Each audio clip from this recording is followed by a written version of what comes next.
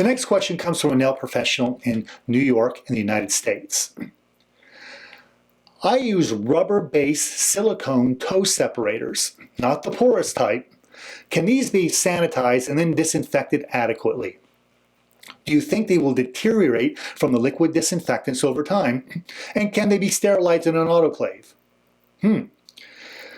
Silicone is highly resistant to disinfectants. Toe separators can be cleaned and disinfected very easily, and they won't break down. Even highly porous toe separators can be disinfected. But some regions have regulations against disinfecting porous items, even though being porous actually makes them easier to disinfect, not harder, as I discussed in episode 18. Now, if the disinfectant does break down that toe separator, then you know it's a disposable toe separator that should be thrown away.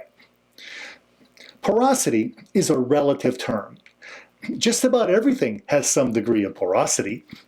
The whole porous, non-porous thing is actually a very big misunderstanding in my view. I've not heard a rational reason why something porous can't be disinfected. Hospitals regularly disinfect bed sheets and reuse them, and they're very porous. These silicone toe separators are a good example. These will not absorb disinfectant. So, are they porous or non-porous? Most would say they're non-porous, but then how is this explained? When soaked in colored disinfectant solutions, they absorb some of the color from the disinfectant solution. They can become slightly blue, purple, red, yellow, or even grayish color. The coloration indicates that the surface absorbs some of the dye, showing that the surface is porous to the disinfectant.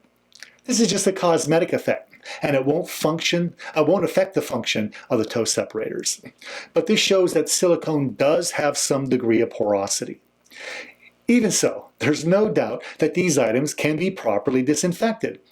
They can be cleaned and disinfected for many years, so don't throw them away after single use. This is just an interesting property of many types of silicones. They can allow certain dye molecules to penetrate the surface, but the molecules are mostly restricted to near the surface. Nail plates do the same, as I've discussed in previous episodes. And this is exactly how smokers get stains on their nail plate from exposure to cigarette smoke. Now, I've not tried it, but I don't think silicone toe separators can be sterilized in an autoclave. Autoclaves are very hard on anything not made out of metal or glass. Even so, disinfection is clearly enough for silicone toe separators and will kill 99.99% of the microbes on the surface, thus rendering them safe for reuse on your clients.